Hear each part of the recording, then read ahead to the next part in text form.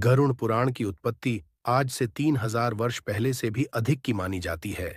18 महापुराण में प्रथम होने के साथ साथ दुनिया भर में अपने अनमोल विचारों के कारण प्रसिद्ध है।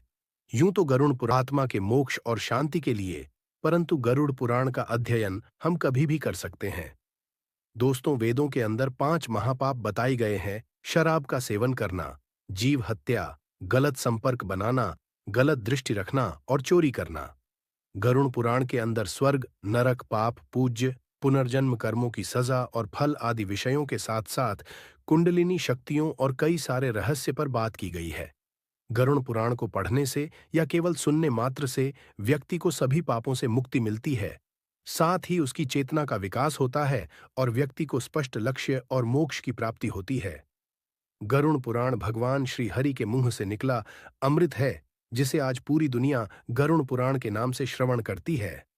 दोस्तों, यकीन मानिए, अगर आपने इस वीडियो को शुरू से लेकर अंत तक देखा तो आप इतनी ज्यादा जानकारी और ज्ञान लेकर जाने वाले हैं जितना आपने अपने पूरे जीवन में नहीं सीखा होगा। आपको आज इस वीडियो में सारे सवालों के जवाब मिलने वाले हैं। आइए इस ज्ञान की गंगा में डुबकी लगाते हैं। दोस्तों, वीडियो शुरू करने से पहले कृपया कर आप वीडियो को एक लाइक करके हमारे चैनल ऑडियो बुक की गंगा को जरूर सब्सक्राइब करें, जिससे आपको ऐसी वीडियो समय पर मिलती रहे। आई परमात्मा का स्मरण करते हुए वीडियो शुरू करते हैं। ओम वक्रतुंड महाकाय सूर्यकोटि संप्रभ निर्विघ्नं कुरु मे देव सर्वकार्येषु सर्वदा। जय श्री गणेश, नमो पार्वती, नमो हर हर महादेव, ओम सरस्वती नमः। अध्याय 1। ऋषियों ने कहा, हे सूत जी महाराज, आपने सुख देने वाले देवमार्ग का सम्यक निरूपण किया है। इस समय हम लोग भयावह यम मार्ग के विषय में सुनना चाहते हैं। आप सांसारिक दुखों को और उस क्लेश के विनाशक साधन को तथा इस लोक और परलोक के क्लेशों को यथावत वर्णन कर में समर्थ है, अतः उसका वर्णन कीजिए। सूत जी बोले, हे मुनियों, आप लोग सुने। मैं अत्यंत दुर्गम यम मार्ग के विषय में कहता हूं, जो पुण्यात्मा जनों के लिए सुखद और पापियों के लिए दुखद है। गरुड़ जी के पूछने पर भगवान विष्णु ने उनसे जैसा कुछ कहा था, मैं उसी प्रकार आप लोगों के संदेह की निवृत्ति के लिए कहूंगा। किसी समय वैकुंठ में सुखपूर्वक विराजमान परम गुरु श्रीहरि से विनता पुत्र गरुड़ जी ने विनय से झुककर पूछा। गरुड़ जी ने कहा, हे देव, आपने भक्ति मार्ग का अनेक प्रकार से मेरे समक्ष वर्णन किया है और भक्तों को प्राप्त होने वाली उत्तम गति के विषय में भी कहा है। अब हम भयंकर यम मार्ग के विषय में सुनना चाहते हैं। हमने सुना है कि आपकी भक्ति से विमुख प्राणी वहीं नरक में जाते हैं। भगवान का नाम सुगमतापूर्वक लिया जा सकता है, जिह्वा प्राणी के अपने वश में है तो भी लोग नरक में जाते हैं। ऐसे अधम मनुष्यों को बार बार धिक्कार है। इसलिए हे भगवान, पापियों को जो गति प्राप्त होती है तथा यम मार्ग में जैसे वे अनेक प्रकार के दुख प्राप्त करते हैं, उसे आप मुझसे कहें। श्री भगवान बोले, हे पक्षींद्र, सुनो, मैं उस यम मार्ग के विषय में कहता हूं, जिस मार्ग से पापी जन नरक की यात्रा करते हैं और जो सुनने वालों के लिए भी भयावह है। हे तार्क्ष्य, जो प्राणी सदा पाप परायण है, दया और धर्म से रहित हैं, जो दुष्ट लोगों की संगति में रहते हैं, सत शास्त्र और सत्संगति से विमुख है, जो अपने को स्वयं प्रतिष्ठित मानते हैं, अहंकारी हैं तथा धन और मान के मद से चूर हैं, आसुरी शक्ति को प्राप्त है तथा दैवी संपत्ति से रहित हैं, जिनका चित्त अनेक विषयों में आसक्त होने से भ्रांत है, जो मोह के जाल में फंसे हैं और कामनाओं के भोग में ही लगे हैं। ऐसे व्यक्ति अपवित्र नरक में गिरते हैं। जो लोग ज्ञानशील हैं वे परम गति को प्राप्त होते हैं। पापी मनुष्य दुमखपूर्वक यम यातना प्राप्त करते हैं। पापियों को इस लोक में जैसे दुमख की प्राप्ति होती है और मृत्यु के पश्चात वे जैसी यम यातना को प्राप्त होते हैं, उसे सुनो। यथोपार्जित पुण्य और पाप के फलों को पूर्व में भोग कर कर्म के संबंध से उसे कोई शारीरिक रोग हो जाता है। आधि मानसिक रोग और व्याधि शारीरिक रोग से युक्त तथा जीवन धारण करने की आशा से उत्कंठित उस व्यक्ति की जानकारी के बिना ही सर्प की भांति बलवान काल उसके समीप आ पहुंचता है। उस मृत्यु की संप्राप्ति की स्थिति में भी उसे वैराग्य नहीं होता। उसने जिनका भरण पोषण किया था, उन्हीं के द्वारा उसका भरण पोषण होता है। वृद्धावस्था के कारण विकृत रूप वाला और मरणाभिमुख वह व्यक्ति घर में अवमाननापूर्वक दी हुई वस्तुओं को कुत्ते की भांति खाता हुआ जीवन व्यतीत करता है। वह रोगी हो जाता है, उसे मंदाग्नि हो जाती है और उसका आहार तथा उसकी सभी चेष्टाएं कम हो जाती हैं। प्राणवायु के बाहर निकलते समय आंखें उलट जाती हैं, नाड़ियां कफ से रुक जाती हैं, उसे खांसी और श्वास लेने में प्रयत्न करना पड़ता है तथा कंठ से घुर घुर से शब्द निकलने लगते हैं। चिंतामग्न स्वजनों से घिरा हुआ तथा सोया हुआ वह व्यक्ति कालपाश के वशीभूत होने के कारण बुलाने पर भी नहीं बोलता। इस प्रकार कुटुंब के भरण पोषण में ही निरंतर लगा रहने वाला अजितेंद्रिय व्यक्ति अंत में रोते बिलखते बंधु बांधवों के बीच उत्कट वेदना से संझा शून्य होकर मर जाता है। हे गरुड़, उस अंतिम क्षण में प्राणी को व्यापक दिव्य दृष्टि प्राप्त हो जाती है, जिससे वह लोक परलोक को एकत्र देखने लगता है। अतः चकित होकर वह कुछ भी नहीं कहना चाहता। यमदूतों के समीप आने पर भी सभी इंद्रियां विकल हो जाती हैं, चेतना जड़ीभूत हो जाती है और प्राण चलायमान हो जाते हैं। आतुर काल में प्राणवायु के अपने स्थान से चल देने पर एक क्षण भी एक कल्प के समान प्रतीत होता है और 100 बिच्छुओं के डंक मारने जैसी पीड़ा होती है, वैसी पीड़ा का उस समय उसे अनुभव होने लगता है। वह मरणासन्न व्यक्ति फेन उगलने लगता है और उसका मुख लार से भर जाता है। पापी जनों के प्राणवायु अधोद्वार गुदामार्ग से निकलते हैं। उस समय दोनों हाथों में पाश और दंड धारण किए, नग्न दांतों को कटकटाते हुए क्रोधपूर्ण नेत्र वाले यम के 2 भयंकर दूत समीप में आते हैं। उनके केश ऊपर की ओर उठे होते हैं, वे कौए के समान काले होते हैं और टेढ़े मुख वाले होते हैं तथा उनके नख अयुद्ध की भांति होते हैं। उन्हें देखकर भयभीत हृदय वाला वह मरणासन्न प्राणी मलमूत्र का विसर्जन करने लगता है। अपने 5 भौतिक शरीर से हाय हाय करते हुए निकलता हुआ तथा यमदूतों के द्वारा पकड़ा हुआ वह अंगुष्ठ मात्र प्रमाण का पुरुष अपने घर को देखता हुआ यमदूतों के द्वारा यातना देह से ढक करके गले में बलपूर्वक पाशों से बांधकर सुदूर यम मार्ग यातना के लिए उसी प्रकार ले जाया जाता है जिस प्रकार राजपुरुष दंडनीय अपराधी को ले जाते हैं। इस प्रकार ले जाए जाते हुए उस जीव को यम के दूत तर्जना करके डराते हैं और नरकों के तीव्र भय का पुण्य पुण्य वर्णन करते हैं, सुनाते हैं। यमदूत कहते हैं, रे दुष्ट, शीघ्र चल, तुम यमलोक जाओगे। आज तुम्हें हम सब कुंभीपाक आदि नरकों में शीघ्र ही ले जाएंगे। इस प्रकार यमदूतों की वाणी तथा बंधु बांधवों का रुदन सुनता हुआ वह जीव जोर से हाहाकार करके विलाप करता है और यमदूतों के द्वारा प्रताड़ित किया जाता है। यमदूतों की तर्जनाओं से उसका हृदय विदीर्ण हो जाता है, वह कांपने लगता है। रास्ते में कुत्ते काटते हैं और अपने पापों का स्मरण करता हुआ वह पीड़ित जीव यम मार्ग में चलता है। भूख और प्यास से पीड़ित होकर सूर्य, दावाग्नि एवं वायु के झोंकों से संतृप्त होते हुए और यमदूतों के द्वारा पीठ पर कोड़े से पीटे जाते हुए उस जीव को तपी हुई बालुका से पूर्ण तथा विश्राम रहित और जल रहित मार्ग पर असमर्थ होते हुए भी बड़ी कठिनाई से चलना पड़ता है। थककर जगह जगह गिरता और मूर्छित होता हुआ वह पुण्य उठकर पापी जनों की भांति अंधकारपूर्ण यमलोक में ले जाया जाता है। 2 अथवा 3 मुहूर्त में वह मनुष्य वहां पहुंचाया जाता है और यमदूत उसे घोर नरक यातनाओं को दिखाते हैं। मुहूर्त मात्र में यम को और नारकीय यातनाओं के भय को देखकर वह व्यक्ति यम की आज्ञा से आकाश मार्ग से यमदूतों के साथ पुण्य इस लोक मनुष्यलोक में चला आता है। मनुष्यलोक में आकर अबादी वासना से बद्ध वह जीव देह में प्रविष्ट होने की इच्छा रखता है, किंतु यमदूतों द्वारा पकड़कर पाश में बांध दिए जाने से भूख और प्यास से अत्यंत पीड़ित होकर रोता है। हे तार्क्ष्य, वह पातकी प्राणी पुत्रों से दिए हुए पिंड तथा आतुर काल में दिए हुए दान को प्राप्त करता है तो भी उस नास्तिक को तृप्ति नहीं होती। पुत्रादि के द्वारा पापियों के उद्देश्य से किए गए श्राद्ध, दान तथा जलांजलि उनके पास ठहरती नहीं, अतः पिंडदान का भोग करने पर भी वे क्षुधा से व्याकुल होकर यम मार्ग में जाते हैं। जिनका पिंडदान नहीं होता वे प्रेत रूप में होकर कल्प पर्यंत निर्जन वन में दुखी होकर भ्रमण करते रहते हैं। सैकड़ों करोड़ कल्प बीत जाने पर भी बिना भोग किए कर्म फल का नाश नहीं होता और जब तक वह पापी जीव यातनाओं का भोग नहीं कर लेता तब तक उसे मनुष्य शरीर भी प्राप्त नहीं होता। हे पक्षी, इसलिए पुत्र को चाहिए कि वह 10 दिनों तक प्रतिदिन पिंडदान करे। हे पक्षी श्रेष्ठ, वे पिंड प्रतिदिन 4 भागों में विभक्त होते हैं। उनमें 2 भाग तो प्रेत के देह के पंचभूतों की पुष्टि के लिए होते हैं, तीसरा भाग यमदूतों को प्राप्त होता है और चौथे भाग से उस जीव को आहार प्राप्त होता है। 9 रात दिनों में पिंड को प्राप्त करके प्रेत का शरीर बन जाता है और 10वें दिन उसमें बल की प्राप्ति होती है। हे खग, मृत व्यक्ति के देह के जल जाने पर पिंड के द्वारा पुण्य 1 हाथ लंबा शरीर प्राप्त होता है, जिसके द्वारा वह प्राणी यमलोक के रास्ते में शुभ और अशुभ कर्मों के फल को भोगता है। पहले दिन जो पिंड दिया जाता है उससे उसका सिर बनता है, दूसरे दिन के पिंड से ग्रीवा, गर्दन और स्कंध कंधे तथा तीसरे पिंड से हृदय बनता है। चौथे पिंड से पृष्ठभाग, पीठ, 5वें से नाभि, छठे तथा 7वें पिंड से क्रमशः कटी, कमर और गुहियांग उत्पन्न होते हैं। 8वें पिंड से ऊरु, जांघें और 9वें पिंड से जानू, घुटने तथा पैर बनते हैं। इस प्रकार 9 पिंडों से देह को प्राप्त करके 10वें पिंड से उसकी क्षुधा और तृष्णा, भूख प्यास, ये दोनों जागृत होती हैं।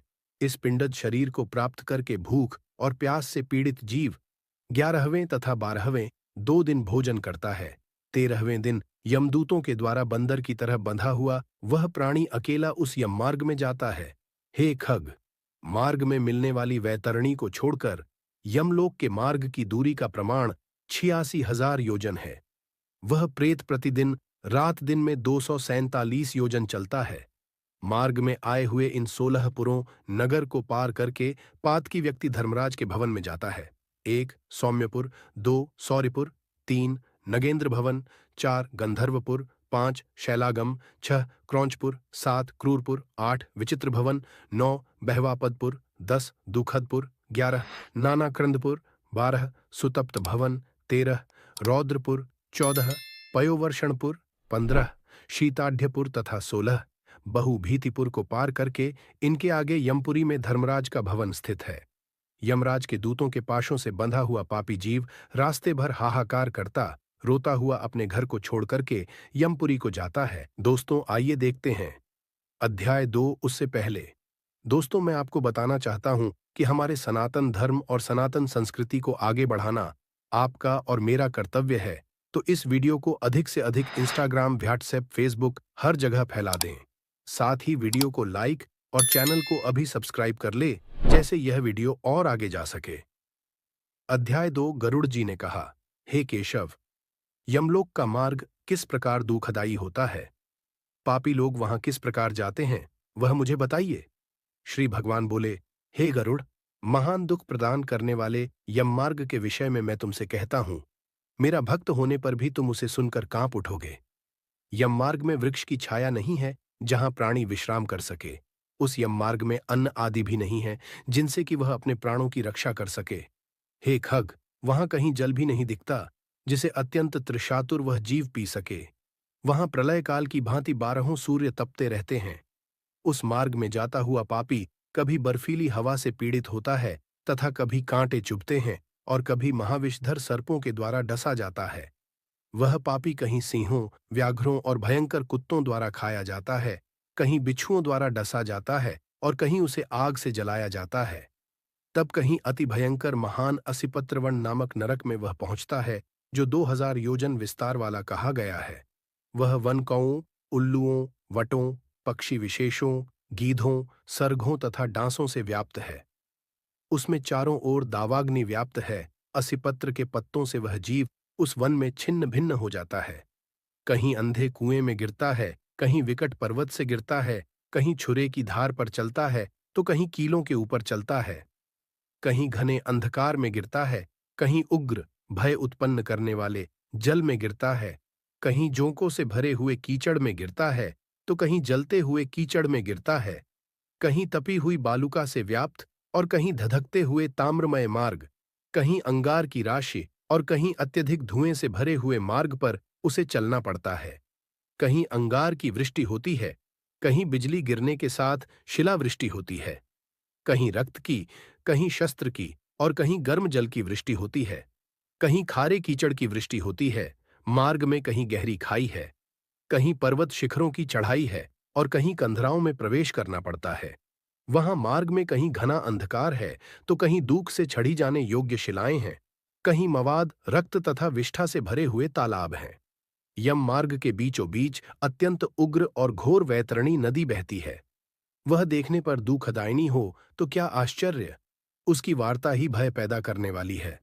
वह 100 योजन चौड़ी है, उसमें पूय, पीप मवाद और शोणित रक्त बहते रहते हैं। हड्डियों के समूह से तट बने हैं, अर्थात उसके तट पर हड्डियों का ढेर लगा रहता है। मांस और रक्त के कीचड़ वाली वह नदी दूख से पार की जाने वाली है। अथाह गहरी और पापियों द्वारा दुखपूर्वक पार की जाने वाली यह नदी केशरूपी सेवार से भरी होने के कारण दुर्गम है। वह विशालकाय ग्राहों, घड़ियालों से व्याप्त है और सैकड़ों प्रकार के घोर पक्षियों से आवृत्त है। हे गरुड़, आए हुए पापी को देखकर वह नदी ज्वाला और धूम से भरकर कड़ाह में रखे घृत की भांति खौलने लगती है। वह नदी सुई के समान मुख वाले भयानक कीड़ों से चारों ओर व्याप्त है। वज्र के समान चोंच वाले बड़े बड़े गीध एवं कौओं से घिरी हुई है।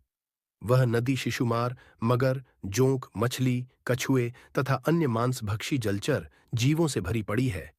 उसके प्रवाह में गिरे हुए बहुत से पापी रोते चिल्लाते हैं और हे भाई, हाँ पुत्र, हाँ तात, इस प्रकार कहते हुए बार बार विलाप करते हैं। भूख और प्यास से व्याकुल होकर पापी जीव रक्त का पान करते हैं। वह नदी झागपूर्ण रक्त के प्रवाह से व्याप्त, ममहा घोर, अत्यंत गर्जना करने वाली, देखने में दुख पैदा करने वाली तथा भयावह है। उसके दर्शन मात्र से पापी चेतना शून्य हो जाते हैं। बहुत से बिच्छू तथा काले सर्पों से व्याप्त उस नदी के बीच में गिरे हुए पापियों की रक्षा करने वाला कोई नहीं है। उसके सैकड़ों हजारों भंवरों में पड़कर पापी पाताल में चले जाते हैं, क्षण भर पाताल में रहते हैं और एक क्षण में ही ऊपर चले आते हैं। हे खग, वह नदी पापियों के गिरने के लिए ही बनाई गई है। उसका पार नहीं दिखता। वह अत्यंत दुखपूर्वक तरने योग्य तथा बहुत दुख देने वाली है। इस प्रकार बहुत प्रकार के क्लेशों से व्याप्त अत्यंत दुखप्रद यम मार्ग में रोते चिल्लाते हुए दुखी पापी जाते हैं। कुछ पापी पाश से बंधे होते हैं और कुछ अंकुश में फंसाकर खींचे जाते हैं और कुछ शस्त्र के अग्रभाग से पीठ में छेदते हुए ले जाए जाते हैं। कुछ नाक के अग्रभाग में लगे हुए पाश से और कुछ कान में लगे हुए पाश से खींचे जाते हैं। कुछ काल पाश से खींचे जाते हैं और कुछ कौओं से खींचे जाते हैं। वे पापी गर्दन, हाथ तथा पैर में जंजीर से बंधे हुए तथा अपनी पीठ पर लोहे के भार को ढोते हुए मार्ग पर चलते हैं। अत्यंत घोर यमदूतों के द्वारा मुदगरों से पीटे जाते हुए वे मुख से रक्त वमन करते हुए तथा वमन किए हुए रक्त को पुण्य पीते हुए जाते हैं। उस समय अपने दुष्कर्मों को सोचते हुए प्राणी अत्यंत ग्लानि का अनुभव करते हैं और अतीव दुखित होकर यमलोक को जाते हैं। इस प्रकार यम मार्ग में जाता हुआ वह मंद बुद्धि प्राणी हा पुत्र, हा पौत्र, इस प्रकार पुत्र और पौत्रों को पुकारते हुए हाय हाय इस प्रकार विलाप करते हुए पश्चाताप की ज्वाला से जलता रहता है। वह विचार करता है कि महान पुण्य के संबंध से मनुष्य जन्म प्राप्त होता है, उसे प्राप्त कर भी मैंने धर्माचरण नहीं किया। यह मैंने क्या किया? मैंने दान दिया नहीं, अग्नि में हवन किया नहीं, तपस्या की नहीं, देवताओं की भी पूजा की नहीं, विधि विधान से तीर्थ सेवा की नहीं। अतः हे जीव, जो तुमने किया है उसी का फल भोगो। हे देही, तुमने ब्राह्मणों की पूजा की नहीं, देव नदी गंगा का सहारा लिया नहीं, सत्पुरुषों की सेवा की नहीं, कभी भी दूसरे का उपकार किया नहीं। इसलिए हे जीव, जो तुमने किया है अब उसी का फल भोगो। मनुष्यों और पशु पक्षियों के लिए जलहीन प्रदेश में जलाशय का निर्माण किया नहीं। गौओं और ब्राह्मणों की आजीविका के लिए थोड़ा भी प्रयास किया नहीं। इसलिए हे देही, तुमने जो किया है उसी से अपना निर्वाह करो। तुमने नित्य दान किया नहीं, गौओं के दैनिक भरण पोषण की व्यवस्था की नहीं, वेदों और शास्त्रों के वचनों को प्रमाण माना नहीं, पुराणों को सुना नहीं, विद्वानों की पूजा की नहीं। इसलिए हे देही, जो तुमने किया है उन्हीं दुष्कर्मों के फल को अब भोगो। नारी जीव भी पश्चाताप करते हुए कहता है, मैंने पति की हितकर आज्ञा का पालन किया नहीं, पातिव्रत्य धर्म का कभी पालन किया नहीं और गुरुजनों को गौरवोचित सम्मान कभी दिया नहीं। इसलिए हे देहिन, जो तुमने किया उसी का अब फल भोगो। धर्म की बुद्धि से एकमात्र पति की सेवा की नहीं और पति की मृत्यु हो जाने पर वहनि प्रवेश करके उनका अनुगमन किया नहीं, वैधव्य प्राप्त करके त्यागमय जीवन व्यतीत किया नहीं। इसलिए हे देहिन, जैसा किया उसका फल अब भोगो। मास पर्यंत किए जाने वाले उपवासों से तथा चांद्रायण व्रतों आदि सुविस्तीर्ण नियमों के पालन से शरीर को सुखाया नहीं। पूर्व जन्म में किए हुए दुष्कर्मों से बहुत प्रकार के दुखों को प्राप्त करने के लिए नारी शरीर प्राप्त किया था। इस तरह बहुत प्रकार से विलाप करके पूर्व देह का स्मरण करते हुए मेरा मानव जन्म शरीर कहाँ चला गया, इस प्रकार चिल्लाता हुआ वह यमम मार्ग में चलता है। हे तार्क्ष्य, इस प्रकार 17 दिन तक अकेले वायुवेग से चलते हुए 18वें दिन वह प्रेत सौम्यपुर में जाता है। उस रमणीय श्रेष्ठ सौम्यपुर में प्रेतों का महान गण रहता है।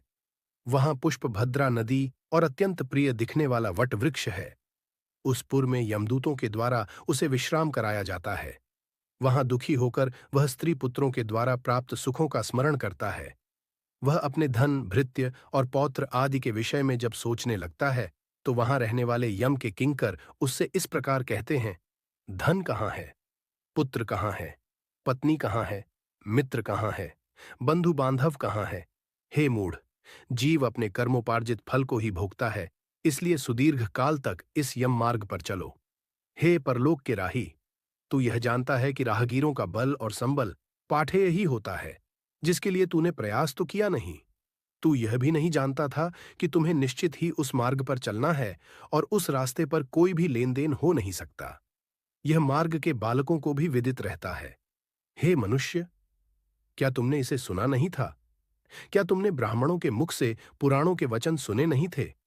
इस प्रकार कहकर मुद्गरों से पीटा जाता हुआ वह जीव गिरते पड़ते दौड़ते हुए बलपूर्वक पाशों से खींचा जाता है। यहां स्नेह अथवा कृपा के कारण पुत्र पौत्रों द्वारा दिए हुए मासिक पिंड को खाता है। उसके बाद वह जीव सौरिपुर को प्रस्थान करता है। उस सौरिपुर में काल के रूप को धारण करने वाला जंगम नामक राजा रहता है। उसे देखकर वह जीव भयभीत होकर विश्राम करना चाहता है। उस पुर में गया हुआ वह जीव अपने स्वजनों के द्वारा दिए हुए त्रैपाक्षिक अन्न जल को खाकर उस पुर को पार करता है। उसके बाद शीघ्रतापूर्वक वह प्रेत नगेंद्र भवन की ओर जाता है और वहां भयंकर वनों को देखकर दुखी होकर रोता है। दया रहित दूतों के द्वारा खींचे जाने पर वह बार बार रोता है और 2 मासों के अंत में वह दुखी होकर वहां जाता है। बांधवों द्वारा दिए गए पिंड, जल, वस्त्र का उपभोग करके यमकिंकरों के द्वारा पाश से बार बार खींचकर पुण्य आगे ले जाया जाता है। तीसरे मास में वह गंधर्व नगर को प्राप्त होता है और वहां त्रैमासिक पिंड खाकर आगे चलता है। चौथे मास में वह शैलागमपुर में पहुंचता है और वहां प्रेत के ऊपर बहुत अधिक पत्थरों की वर्षा होती है। वहां चौथे मासिक पिंड को खाकर वह कुछ सुखी होता है। उसके बाद 5वें महीने में वह प्रेत क्रौंचपुर पहुंचता है। क्रौंचपुर में स्थित वह प्रेत वहां बांधवों द्वारा हाथ से दिए गए 5वें मासिक पिंड को खाकर आगे क्रूरपुर की ओर चलता है। 5.5 मास के बाद बांधवों द्वारा प्रदत्त ऊन-शाण मासिक पिंड और घटदान से तृप्त होकर वह वहां आधे मुहूर्त तक विश्राम करके यमदूतों के द्वारा डराए जाने पर दूख से कांपता हुआ उस पुर को छोड़कर चित्रभवन नामक पुर को जाता है, जहां यम का छोटा भाई विचित्र नाम वाला राजा राज्य करता है। उस विशाल शरीर वाले राजा को देखकर जब वह जीव डर से भागता है, तब सामने आकर कैवर्त धीवर उससे यह कहते हैं, हम इस महावैतरणी नदी को पार करने वालों के लिए नाव लेकर आए हैं। यदि तुम्हारा इस प्रकार का पुण्य हो तो इसमें बैठ सकते हो। तत्वदर्शी मुनियों ने दान को ही वितरण, देना या बांटना कहा है। यह वैतरणी नदी वितरण के द्वारा ही पार की जा सकती है, इसलिए इसको वैतरणी कहा जाता है। यदि तुमने वैतरणी गौ का दान किया हो तो नौका तुम्हारे पास आएगी, अन्यथा नहीं। उनके ऐसे वचन सुनकर प्रेत हा देव ऐसा कहता है। उस प्रेत को देखकर वह नदी खौलने लगती है और उसे देखकर प्रेत अत्यंत क्रंदन विलाप करने लगता है। जिसने अपने जीवन में कभी दान दिया ही नहीं, ऐसा पापात्मा उसी वैतरणी में डूबता है। तब आकाश मार्ग से चलने वाले दूत उसके मुख में कांटा लगाकर बंसी से मछली की भांति उसे खींचते हुए पार ले जाते हैं। वहां षाण्मासिक पिंड खाकर वह अत्यधिक भूख से पीड़ित होकर विलाप करता हुआ आगे के रास्ते पर चलता है। सातवें महीने में वह बहवा पदपुर को जाता है और वहां अपने पुत्रों द्वारा दिए हुए सप्तम मासिक पिंड को खाता है। हे पक्षीराज गरुड़, उस पुर को पार कर वह दुखद नामक पुर को जाता है। आकाश मार्ग से जाता हुआ वह महान दुख प्राप्त करता है। वहां 8वें मास में दिए हुए पिंड को खाकर आगे बढ़ता है और 9वां मास पूर्ण होने पर नाना क्रंदपुर को प्राप्त होता है। वहां क्रंदन करते हुए अनेक भयावह क्रंदगणों को देखकर स्वयं शून्य हृदय वाला वह जीव दुखी होकर आक्रंदन करने लगता है। उस पुर को छोड़कर वह यमदूतों के द्वारा भयभीत किया जाता हुआ 10वें महीने में अत्यंत कठिनाई से सुतप्त भवन नामक नगर में पहुंचता है। वहां पुत्रादि से पिंडदान और जलांजलि प्राप्त करके भी सुखी नहीं होता। 11वां मास पूरा होने पर वह रौद्रपुर को जाता है और पुत्रादि के द्वारा दिए हुए एकादश मासिक पिंड को वहां खाता है। 11.5 मास बीतने पर वह जीव पयोवर्षण नामक नगर में पहुंचता है। वहां प्रेतों को दुख देने वाले मेघ घनघोर वर्षा करते हैं। वहां पर दुखी वह प्रेत ऊनाब्दिक श्राद्ध के पिंड को खाता है। इसके बाद वर्ष पूरा होने पर वह जीव शीताढ्य नामक नगर को प्राप्त होता है। वहां हिम से भी 100 गुनी अधिक महान ठंड पड़ती है। शीत से दुखी तथा क्षुधित वह जीव इस आशा से 10 दिशाओं में देखता है कि शायद कहीं कोई हमारा बांधव हो जो मेरे दुख को दूर कर सके। तब यम के दूत कहते हैं, तुम्हारा ऐसा पुण्य कहाँ है? फिर वार्षिक पिंड को खाकर वह धैर्य धारण करता है। उसके बाद वर्ष के अंत में यमपुर के निकट पहुंचने पर वह प्रेत बहुभीतिपुर में जाकर हाथ भर माप के अपने शरीर को छोड़ देता है। हे पक्षी, पुण्य कर्म भोग के लिए अंगुष्ठ मात्र के वायु स्वरूप यातना देह को प्राप्त करके वह यमदूतों के साथ जाता है। हे कश्यपात्मज, जिन्होंने और्ध्वदैहिक मरणकालिक दान नहीं दिए हैं, वे यमदूतों के द्वारा दृढ़ बंधनों से बंधे हुए अत्यंत कष्ट से यमपुर को जाते हैं। हे आकाशगामी, धर्मराजपुर में 4 द्वार है, जिनमें से दक्षिण द्वार के मार्ग का तुमसे वर्णन कर दिया। इस महान भयंकर मार्ग में भूख प्यास और श्रम से दुखी जीव जिस प्रकार जाते हैं, वह सब मैंने बतला दिया। अब और क्या सुनना चाहते हो? अध्याय 3।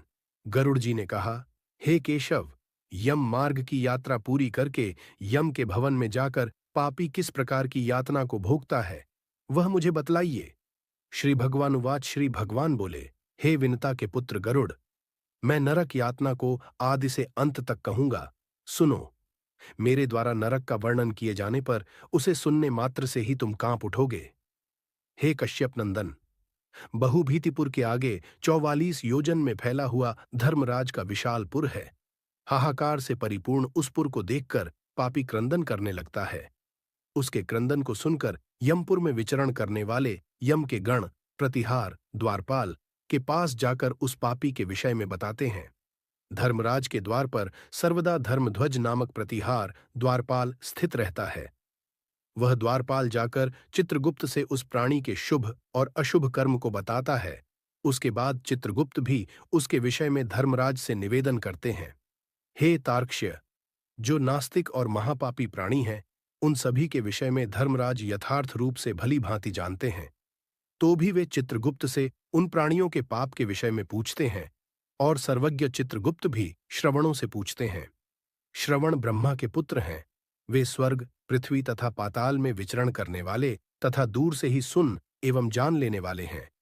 उनके नेत्र सुदूर के दृश्यों को भी देख लेने वाले हैं। श्रवणी नाम की उनकी पृथक पृथक पत्नियां भी उसी प्रकार के स्वरूप वाली हैं, अर्थात श्रवणों के समान ही हैं। वे स्त्रियों की सभी प्रकार की चेष्टाओं को तत्वत जानती हैं। मनुष्य छिपकर अथवा प्रत्यक्ष रूप से जो कुछ करता और कहता है, वह सब मनुष्य के मानसिक, वाचिक और कायिक सभी प्रकार के शुभ और अशुभ कर्मों को ठीक ठीक जानते हैं। मनुष्य और देवताओं के अधिकारी वे श्रवण और श्रवणियाम सत्यवादी हैं। उनके पास ऐसी शक्ति है जिसके बल पर वे मनुष्यकृत कर्मों को बतलाते हैं। व्रत, दान और सत्य वचन से जो मनुष्य उन्हें प्रसन्न करता है, उसके प्रति वे सौम्य तथा स्वर्ग और मोक्ष प्रदान करने वाले हो जाते हैं। वे सत्यवादी श्रवण पापियों के पाप कर्मों को जानकर धर्मराज के सम्मुख यथावत कह देने के कारण पापियों के लिए दुखदायी हो जाते हैं।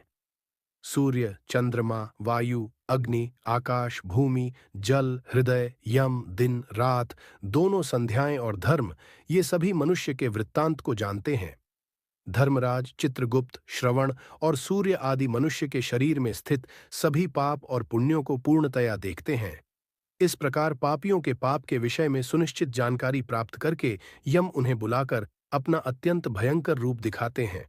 वे पापी यम के ऐसे भयंकर रूप को देखते हैं, जो हाथ में दंड लिए हुए, बहुत बड़ी काया वाले, भैंसे के ऊपर संस्थित प्रलयकालीन मेघ के समान आवाज वाले, काजल के पर्वत के समान बिजली की प्रभाव वाले, अयुद्धों के कारण भयंकर, 32 भुजाओं वाले, 3 योजन के लंबे चौड़े विस्तार वाले, बावली के समान गोल नेत्र वाले, बड़ी बड़ी दाढ़ों के कारण